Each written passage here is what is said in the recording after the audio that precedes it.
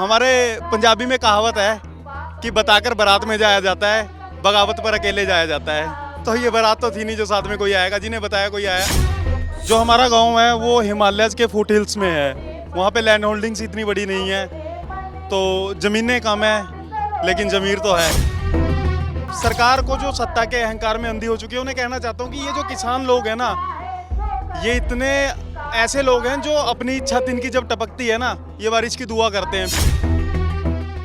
मैं सरकार को ये कहना चाहता हूँ कि आप फैसलों में देर मत कीजिए, फासले बढ़ रहे हैं।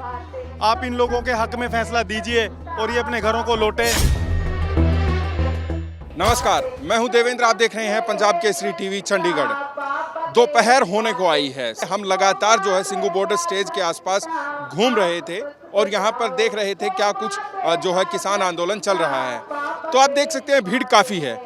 पीछे लोग जो हैं अपने विरोध में झंडे लेकर चल रहे हैं, लंगर चल रहा है, पीछे स्टेज में जो है वो कार्यक्रम चल रहा है। तमाम चीज़ें आप देख सकते हैं। लेकिन यहाँ इस तमाम भीड़ में एक चीज़ जो आकर्षित करती है वो बहुत ख़ास चीज़ है, और वो ख़ास चीज़ ये है, आप ये बैनर पढ़िए, ज़मीन वाले नहीं ज़मीर वाले किसान, उत्तराखंड किसान एकता जिंदाबाद। तो ये अकेले शख्स जो हैं अपने गांव से आए हैं, उत्तराखंड से, और ज़मीन वाले नहीं। इन्होंने ये क्यों लिखा, इसको लेकर बात करेंगे। भाई साहब, मैं सबसे पहले आपका नाम जानना चाहूँगा, और ये आपने क्यों लिखा? जसवीर सिंह है जी मेरा नाम। और आपका गांव कौन सा है? देहरादून कैपिटल है उत्तराखंड की, उसके पास में डोईवाला कस्बा है, उसके पास हमारा गांव है फतेहपुर टांडा। ये आपने ज़मीन वाले नहीं ज़मीर वाले किसान क्यों लिखा? जो हमारा गांव है वो हिमालयस के फुट हिल्स में है। वहाँ पे लैंड होल्डिंग्स इतनी बड़ी नहीं है, तो ज़मीनें कम है लेकिन ज़मीर तो है। और आप कितने पढ़े लिखे हैं? मैंने पॉलिटेक की थी, बीटेक बीच में छूट गई, किसी वजह से एडमिशन हुआ था बीटेक में। और अभी आपके पास ज़्यादा किसान खेती नहीं है, ज़मीन नहीं है, किसानी करते हैं थोड़ी बहुत? हाँ, गुजारे लायक होती है, बस हमारे अपना खाना पीना चलता है उससे। ठीक है, मतलब ज़्यादा जैसे यहाँ पर और किसान हैं और ज़्यादा ज़मीन है वो नहीं है। तो आप यहाँ पर आए, क्या सोच कर आए, क्या कुछ ये ज़मीर वाली बात क्यों लिखी?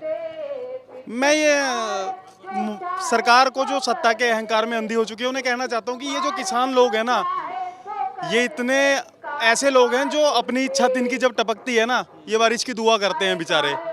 अपनी छतें टपकने पर बारिश की दुआ करने वाले लोग किसी का बुरा नहीं चाहते। मैं सरकार को ये कहना चाहता हूँ कि आप फैसलों में देर मत कीजिए, फासले बढ़ रहे हैं। आप इन लोगों के हक में फैसला दीजिए और ये अपने घरों को लौटे। ये नहीं चाहते कि कोई इनकी वजह से परेशान हो। आपने बताया कि आप अकेले अपने गाँव से आए हैं, और लोगों को आपने बताया था कि चलें या नहीं, क्या कुछ रहा वहाँ?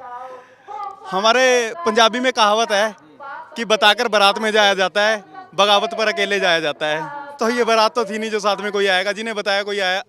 वो आए भी उधर से, गाजीपुर बॉर्डर की तरफ आए थे, उधर से चले गए।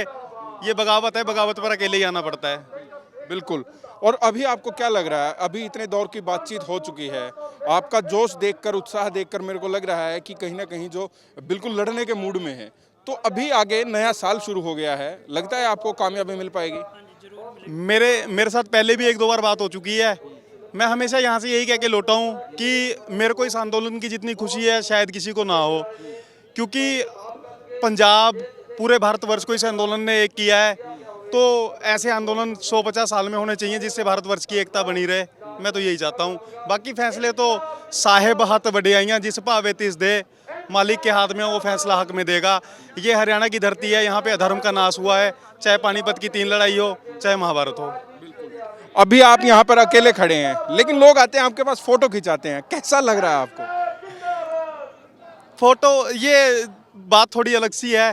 तो इसको जिन लोगों का ज़मीर जिंदा है और शायद ज़मीन ना हो, वो मेरे पास आ जाते हैं, बात करते हैं लोग इस बारे में।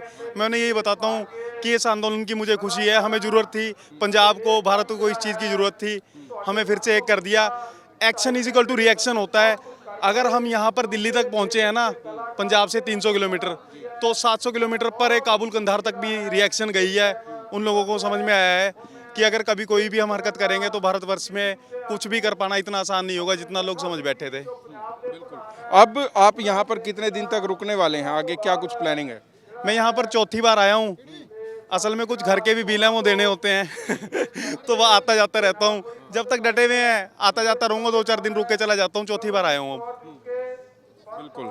तो आप देख लीजिए, जमीन वाले नहीं, जमीर वाले किसान, यानी कि भले ही मेरे पास जमीन नहीं है, क्योंकि ये कहा जा रहा था कि सिर्फ पंजाब के किसान हैं, फिर देखा कि हरियाणा के भी किसान आए, फिर अन्य राज्यों के किसान आए, लेकिन ये अकेला किसान जो है उत्तराखंड के अपने गांव से आया है, जहां पर देहरादून इनकी जो है राजधानी है। लेकिन जो इन्होंने बात लिखी है वही आकर्षित करती है, अन्य लोग भी आकर इनके पास फोटोज खिंचाते हैं।